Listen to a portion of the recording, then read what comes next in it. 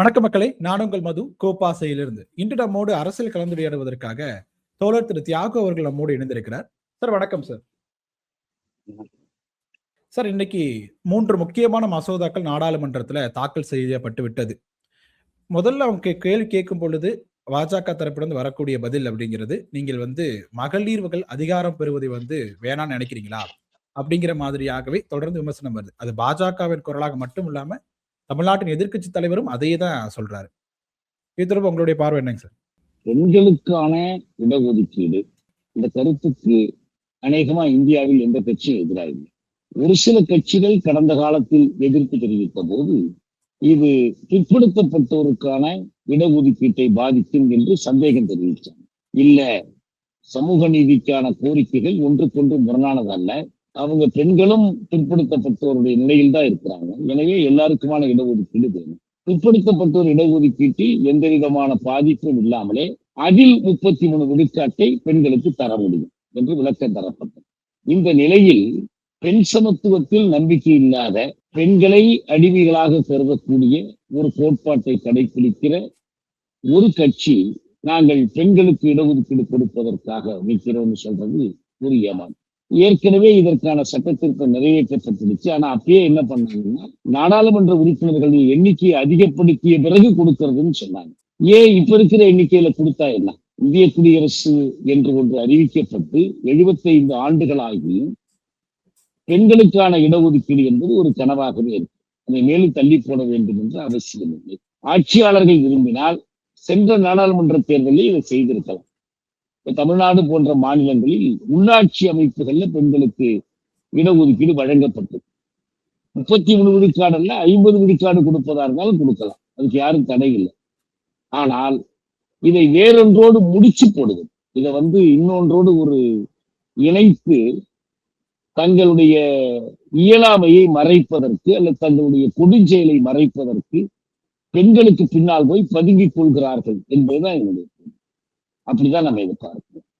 இப்ப இன்னொரு விமர்சனத்துக்கு பதிலாக இன்னொரு என்ன வருது அப்படின்னா, 140 கோடி மக்கள் தொகை இருக்கக்கூடிய இந்தியாவில் 550 எம்பிக்கள், அவங்க ஒரு எம்பிக்கு 10 லட்சம் பேர் அப்படிங்கறத கணக்கு. அதை தாண்டி போகும்போது அவங்களால எப்படி சிறப்பாக செயல்பட முடியும்? எண்ணிக்கை அதிகரிக்கிறது அதுக்கு ஒரே வழி அப்படிங்கிற மாதிரியும் சொல்றாங்களே சார்.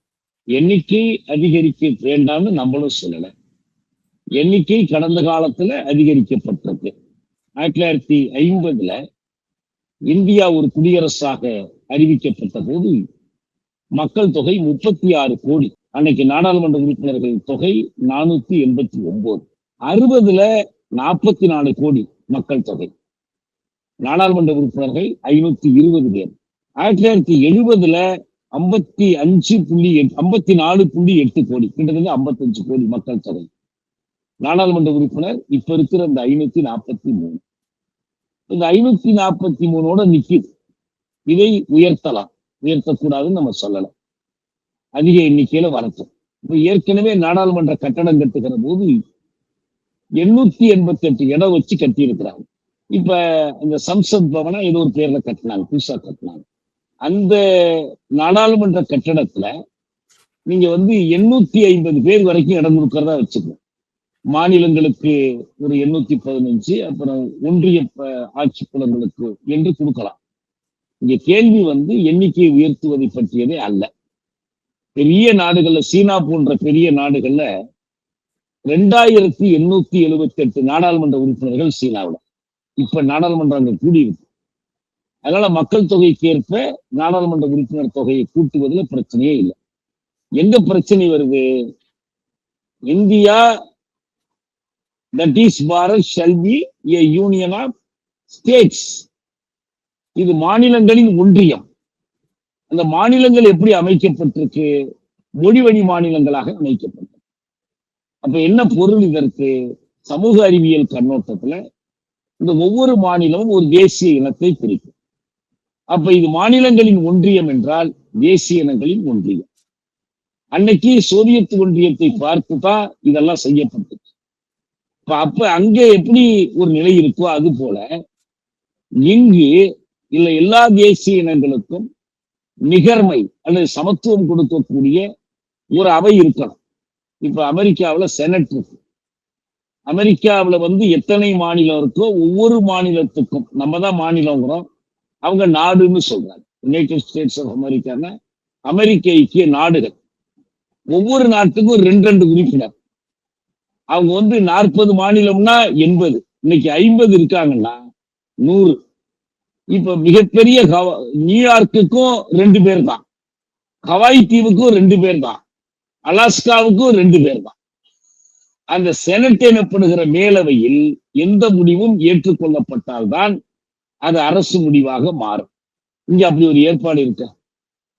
இங்க மாநிலங்களவை என்று நல்ல அழகான தமிழ் பேர் நம்ம கொடுத்திருக்கிறோம். ஆனா மாநிலங்களின் சார்பில் தான் அங்க உறுப்பினர்கள் இருக்காங்களான்னா இல்ல. அதுல சமத்துவம் நிகர்மை என்பது கிடையாது. சரி, அப்ப மக்களவை என்பது அவர் தொகுதி பிரதிநிதியாக அங்க கலந்து கொள்ள முடியுமே தவிர தமிழ்நாட்டு பிரதிநிதின்னு ஒருத்தரும் கிடையாது அங்க. அப்ப என்ன ஆகுது? சமத்துவம் மீறப்படும். 70 வரைக்கும் இதுல பெரிய சிக்கல் வராம இருந்ததுக்கு காரணம் என்னன்னா, இந்த விகிதம் ஓரளவுக்கு பாதுகாக்கப்பட்டுச்சு. ஆனா 70க்கு பிறகு இந்த குடும்ப நலத் திட்டம் பரவலா செயல்படுத்தப்பட்டுச்சு. 75 நெருக்கடி நிலை காலத்தில் மிக தீவிரமா செயல்படுத்தினாங்க. துருக்மேன்பேட்டு சம்பவம்லாம் இந்த பின்னணியில் தான் நடைபெற்றுச்சு. அன்னைக்கு இந்திரா காந்தியினுடைய 20 அம்ச திட்டம், சஞ்சய் காந்தியினுடைய 5 அம்ச திட்டம், எல்லாத்துலயுமே குடும்ப நல திட்டத்திற்கு முக்கியத்துவம் கொடுத்தாங்க. அப்ப என்னாச்சு? மக்கள் தொகை பெருக்கம் கட்டுப்படுத்தப்பட்டுச்சு. நாடு முழுவதிலும் ஒரே சீராக கட்டுப்படுத்தப்பட்டுச்சு. ஆனா இல்ல, இப்ப தமிழ்நாடு, கேரளம் போன்ற மாநிலங்களில் 76ல இந்த பிரச்சனை எழுந்துச்சு. அப்ப இதை மாற்றணும்னு சொல்லும் போது எல்லோருடைய எதிர்கட்சியினுடைய கோரிக்கை, இல்ல இத வந்து நம்ம இப்ப தொட முடியாது, ஏன்னா மக்கள் தொகை ஒரே சீராக வளர்ச்சி பெறல. அப்ப தமிழ்நாட்டுல, கேரளத்தில் மக்கள் தொகை கட்டுப்படுத்தப்பட்டது. அந்த ஃபெர்டிலிட்டி ரேட் இருக்கு பாருங்க, கருத்தரிப்பு விகிதம். இப்ப நமக்கு சாதாரணமாக மக்கள் தொகை சீரா வளர்ந்து செல்லணும், பெரிய அளவுல ஒரு எக்ஸ்ப்ளோஷன் இருக்கக்கூடாதுன்னா 2.1 விழுக்காட்டுல இருக்கணும். அது 2.3 விழுக்காடு போனிச்சுன்னா மக்கள் தொகை வேகமா வளரும்னு அர்த்தம். இப்ப தமிழ்நாட்டுல எல்லாம் இன்னைக்கு கிட்டத்தட்ட 1.3 அளவுக்கு அது குறைஞ்சிடுச்சு. இப்போ ஊபி, பீகார்ல, வேறு சில வட மாநிலங்கள்ல 2.3, 2.5 இப்படி இருக்கு. அப்ப இயல்பா என்ன ஆகும்? மக்கள் தொகை அங்கு வேகமா உயரும், இங்க குறைவா இருக்கும், அல்ல கட்டுப்படுத்தப்படும். அப்ப இந்த மக்கள் தொகைக்கு ஏற்ப நீங்க உறுப்பினர் எண்ணிக்கையை கொடுத்தீங்கன்னா, இப்ப தமிழ்நாடு, கேரளம், ஆந்திரம், தெலங்கானா, கர்நாடகம், இன்னும் வேறு சில மாநிலங்கள், பஞ்சாப், வங்காளம், இங்க எல்லாம் இவங்களுக்கு வந்து அந்த உறுப்பினர் எண்ணிக்கை உயர்ந்தாலும் விகிதம் குறையும். இதை நல்லா புரிஞ்சுக்கிடணும். எனவே எண்ணிக்கை கூட்டணுங்கிறதுக்காக இந்த விகிதத்தை நாம் வெளியிட முடியாது. மக்களவையில் உறுப்பினர் எண்ணிக்கை உயரணும், இதை மறுக்கல் நாம. ஆனால் இந்த உயர்வு என்பது மாநிலங்களுடைய விகித பங்கை குறைப்பதாக இருக்கக்கூடாது. இப்ப தமிழ்நாட்டுல வந்து நமக்கு 39 உறுப்பினர்கள் இருக்காங்க. புதுவை நீக்கிட்டோம்னா தமிழ்நாட்டுல மட்டும் 39 உறுப்பினர்கள். இது மக்களவையில் நம்முடைய விகித பங்கு என்னன்னா 7.2. நீங்க இந்த 39 எவ்வளவு உயர்த்தினாலும் இந்த 7.2 மாறாமல் இருக்கணும், இருந்துதான் சிக்கல் இல்லை. அதே போல உத்தரப்பிரதேசத்துல வந்து இன்னைக்கு வந்து 80 உறுப்பினர்கள் இருக்காங்க. அவங்க விகித பங்கு 14.7. நீங்க உத்தரப்பிரதேசத்துல என்ன உயர்த்தினாலும் என்ன குறைச்சாலும் இந்த 17.7ங்கிறத அப்படியே பாதுகாக்க. இதுதான் நமக்கு முன்னால இருக்கிற கேள்வி. இப்ப கடைசியா 2011ல மக்கள் தொகை கணக்கு நடந்துச்சு. 2021ல எடுத்தது வந்து வேண்டான்னு சொல்லி ரத்து பண்ணிட்டாங்க. 2011 மக்கள் தொகை கணக்கை வச்சுதான் இப்ப இவங்க புதிய கணக்கு போட போறாங்க. அந்த 2011 மக்கள் தொகை கணக்கின் படி பங்கு பிரிச்சா என்ன ஆகும்னா, தமிழ்நாட்டோட எண்ணிக்கை உயரும். எவ்வளவு உயரும்? 51 உயரும். உத்தரப்பிரதேசனுடைய எண்ணிக்கை எவ்வளவு உயரும்? 140 உயரும். அப்ப இந்த உயர்கிறதன் மூலம் தமிழ்நாட்டோட பங்கு, விகித பங்கு 6 விழுக்காடாக மாறும். உத்தரப்பிரதேசனுடைய விகித பங்கு 16.5 விழுக்காடாக உயரும். நல்லா புரிஞ்சுக்கிறது. எண்ணிக்கை தமிழ்நாட்டுக்கு உயர்ந்தாலும் விகித பங்கு குறைந்து போகும். உத்தரப்பிரதேசத்துக்கு எண்ணிக்கையும் உயரும், விகித பங்கும் உயரும். இப்ப யாருடைய பங்கு குறையும்? தமிழ்நாடு, கேரளம், ஆந்திர பிரதேசம், தெலங்கானா, ஒடிசா, மேற்கு வங்கம், பஞ்சாப் இதெல்லாம் குறையும். உத்தரப்பிரதேசம், பீகார், ராஜஸ்தான், மத்திய பிரதேசம், மகாராஷ்டிராவினுடைய விகித பங்கு கூடுதலாக இருக்கு. மொத்தத்துல ஒரு கணக்கு சொல்றேன். இப்ப இருக்கிற லோக்சபாவில இப்ப இருக்கிறபடி வட மாநிலங்களின் பங்கு 22.1 விழுக்காடு. இது எப்படி உயரும்னா 25.1 விழுக்காடாக உயரும். தென் மாநிலங்களின் பங்கு 20.1. இது எப்படி குறையும்னா 18 விழுக்காடாக குறையும். அப்ப என்ன ஆகும்? நாடாளுமன்றத்தில் வட மாநிலங்கள், குறிப்பாக இந்தி பேசும் மாநிலங்கள், பாரதிய ஜனதா கட்சிக்கு ஆதரவாக இருக்கக்கூடிய உறுப்பினர்களை தேர்ந்தெடுக்கக்கூடிய மாநிலங்களுடைய பங்கு என்பது மேலும் அதிகரிக்கும். இதற்கு மாறாக தென் மாநிலங்களுடைய பங்கு, பாஜகவுக்கு எதிராக இருக்கக்கூடிய மாநிலங்களுடைய பங்கு என்பது மேலும் குறையும். இதைத்தாங்க நம்ம மாற்றி தெரிவிக்கிறோம். இது வெறும் கட்சி பிரச்சனை மட்டுமல்ல. சொல்லுங்க. இப்பயே அப்படிதானுங்க சார் இருக்கு. இப்ப 2019 தேர்தலை பொறுத்த வரைக்கும் பாஜக 300 தொகுதிகளுக்கு மேல வெற்றி பெற்று இருந்தாங்க. தமிழ்நாடுல அப்பயும் 40க்கு 40 தோல்வி அடைஞ்சிருந்தாங்க. அவங்க எந்த ஒரு பாதிப்புமே ஏற்படுத்தல. இப்ப அதே நிலை தொடர்ந்தாலும் இப்பவும் அதே நிலை தானே இருக்குது. அவங்க ஆதரவு இல்லாம இப்பயும் ஜெயிக்க முடியுது. தென் மாநிலங்களோட ஆதரவு இல்லாம பாஜக ஜெயிக்க முடியுது. இருக்கு. அதை விட மோசமானால் இப்ப நீங்க அவங்க ஒரு சட்டம் கொண்டு வரும்போது எதிர்கட்சி இப்ப 3/2 பங்கு பெரும்பான்மை பலவற்று கிடைக்கல. இப்ப இது கொண்டு வந்தாங்க, எலக்ட்ரல் பாண்ட் ஸ்கீம் கொண்டு வந்தாங்க. எலக்ட்ரல் பாண்டுக்கு ராஜ்யசபையில கிடைக்கலன்னா என்ன பண்ணாங்க? மணி பில்லுன்னு ஒரு பொய்யா பேரு கொடுத்து அதை நிறைவேற்றிட்டாங்க. நிறைய தந்திரங்கள், சித்து வேலைகள் செய்யறாங்க. இன்னொன்னு என்னன்னா, அவங்க இன்னும் பல திருத்தங்களை கொண்டு வர்றதுக்கு அவங்க யோசிக்கிறாங்க. அவங்களுக்கு இந்துத்துவ திட்டம், இந்து ராஷ்டிரத்துக்கான திட்டத்துல 3 முக்கியமான கூறுகள்.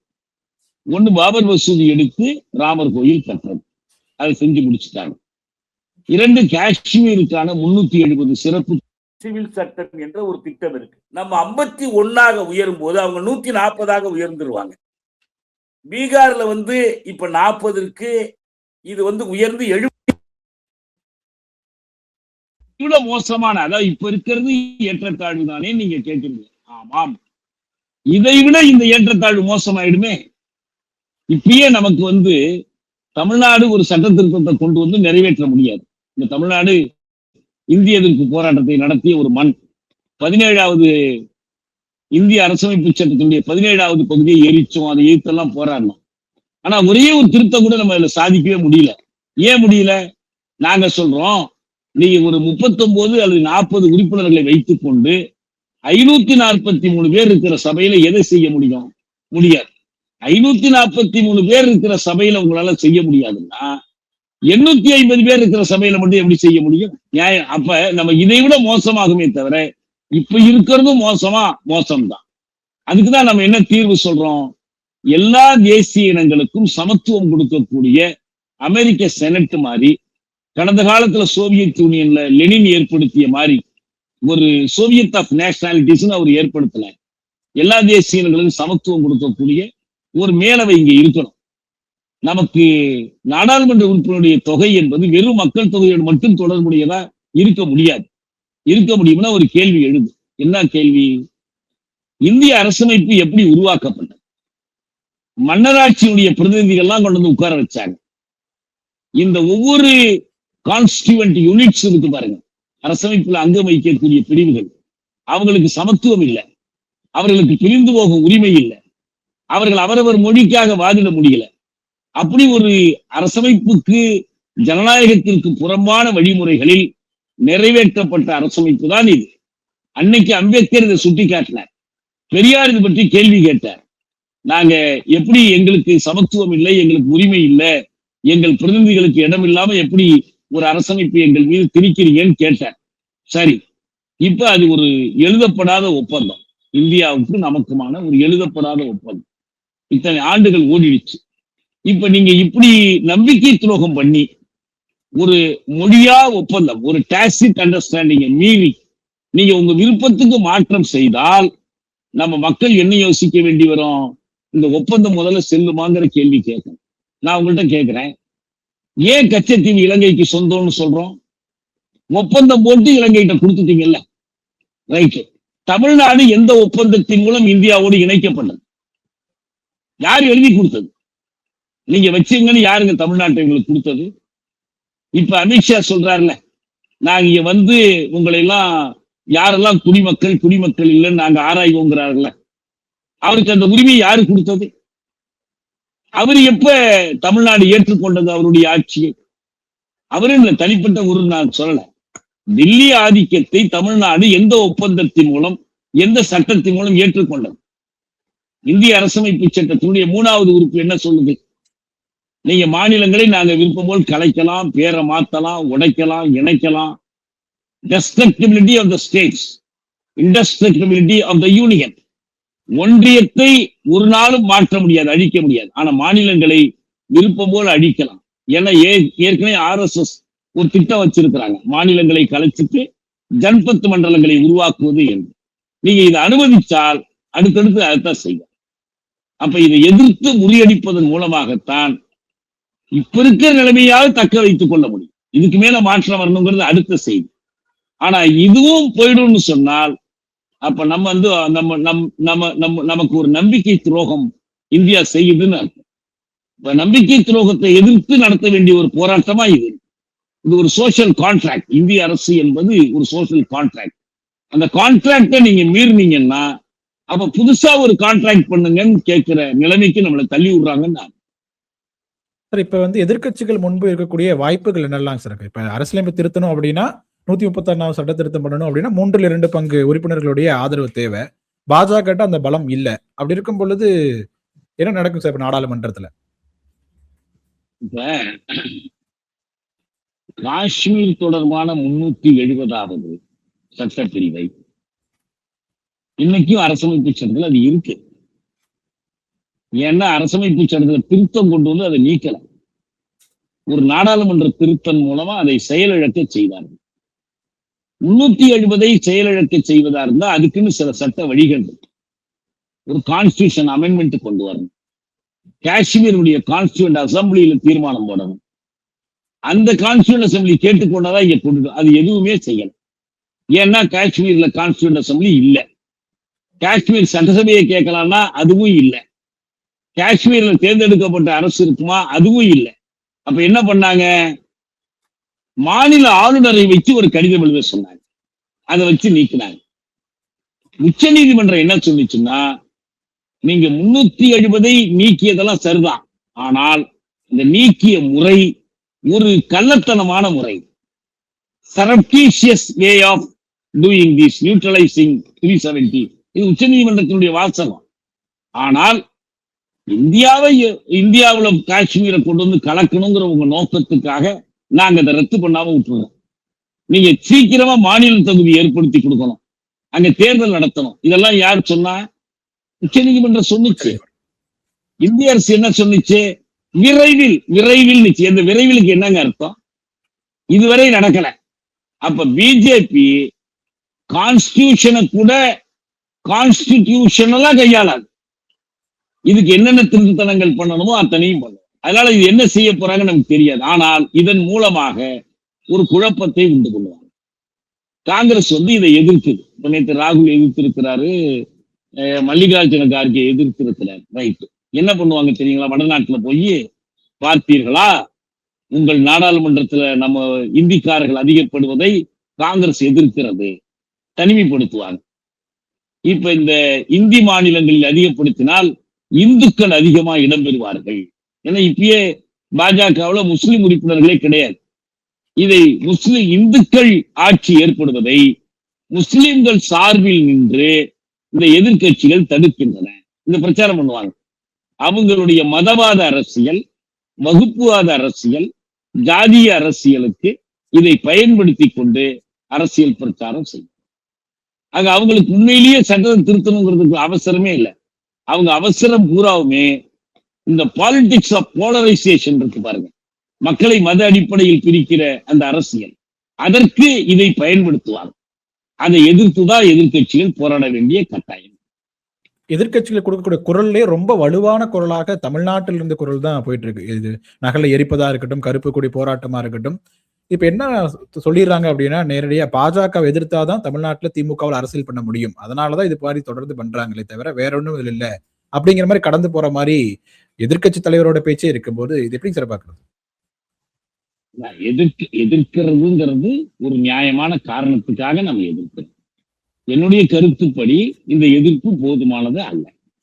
இப்ப ஏற்கனவே அவங்க ஒரு முதலமைச்சர் பல்வேறு கட்சி தலைவர்களையும் கூட்டி ஒரு மாநாடு போட்டு தீர்மானம் இயற்றினார். இப்ப நம்ம கேட்கிறோம், சந்திரபாபு நாயுடு ஆந்திரத்துக்கான உறுப்பினர் தொகை விகிதம் குறையறத பற்றி ஏன் பேசாம இருக்க? அவர் ஏன் இதை எதிர்க்கல? எதிர்க்கணும்ல அவர், அதான நியாயம். ஆந்திராவுக்கு பாதிக்கப்படுதா செய்தி வந்தது போல ஞாபகம் சார். இல்ல கூட அப்ப நீங்க கொள்கை கருதாமல் பதவி பங்குக்காக ஆளுங்கட்சி ஆதரிக்கிறீங்க. நம்ம தமிழ்நாடுங்கிறது 65 இந்திய எதிர்ப்பு போராட்டம் நடந்த ஒரு மாநிலம். இது அன்னைக்கும் தமிழ்நாடு தான் முன்னுக்கு நின்றது. மேற்கு வங்கமோ கர்நாடகமோ மற்ற மாநிலங்களும் சின்ன சின்ன பங்கு தான். தமிழ்நாடு வழிகாட்டுவது என்பது ரொம்ப இயல்பானது. இன்று தமிழ்நாடு சிந்திக்கிறது, நாளை இந்தியா செயல்படும். குறிப்பா தென்னிந்தியா செயல்படும். அவ்வளவுதான். What Tamil Nadu things today, south India will do tomorrow. அதுதான் உண்மை. அதனால யாராவது ஒருத்தர் முன்கை எடுத்துதான் ஆகணும். அதனால தமிழ்நாடு செய்யறதுல தப்பு இல்லை. இது அரசியல் கட்சி அரசியல் தான் செய்யும், அதுல தவறும் இல்லை. நீங்க பாஜகவினுடைய துரோகத்தை, அதிமுகவினுடைய துரோகத்தை வெளிப்படுத்துவது, அம்பலப்படுத்துவது ஒரு அரசியல் என்றால் அந்த அரசியலை சரியாக செய்யுங்கள் என்றுதான் நம்ம கேட்கிறோம். இப்ப டீலிமிட்டேஷன் கமிஷன் ஆணையம் போட போறாங்க. அந்த ஆணையம் தான் முடிவெடுக்க போகுது. அதிகபட்ச உறுப்பினரோட எண்ணிக்கை 850 அப்படின்னு சொன்னாலும் இவ்வளவு, அதாவது இப்ப 550 அதிகபட்சமா இருக்கும்போது 540 அப்படின்னு இருக்கும்போது ஆணையம் தான் முடிவு செய்யும் சொல்லியிருக்காங்க. அந்த ஆணையத்தை முடிவை எதிர்த்து நம்ம நீதிமன்றத்திற்கு போக முடியாது அப்படிங்கிற மாதிரி சட்டத்திருத்தம் அதில் இருக்கிறது அப்படிங்கிற மாதிரி தகவல் கிடைக்குதுங்க. இது எதுக்கு கொண்டு போய் ஆணையத்தை யார் அமர்த்த போறாங்க? தேர்தல் ஆணையத்தை எப்படி அவங்க பயன்படுத்துறாங்களோ அப்படிதான் அந்த ஆணையத்தையும் பயன்படுத்துறாங்க. ஆணையம் என்பது அவங்களுடைய முத்திரை தான். அது பாஜகவினுடைய ஆளுங்கட்சியினுடைய முத்திரை தான். சரியாக சொன்னால் RSS முடிவுப்படிதான் அந்த ஆணையம் உருவாக்கும். இந்த ஆணையத்தை கொண்டு அவங்க என்ன சாதிக்க போறாங்க? அவங்க நோக்கத்தை நிறைவேற்றிக் கொள்ள போறாங்க. சின்ன சின்ன உங்களுக்கு ஒரு சந்தர்ப்பம் கொடுத்த மாதிரி நீங்க வேணா உங்க கருத்தை சொல்லுங்க. நம்ம எல்லை ஆணையம் அமைச்சாங்க இந்தியா இந்த 56 எல்லை மாநில எல்லை பிரிக்கிறது.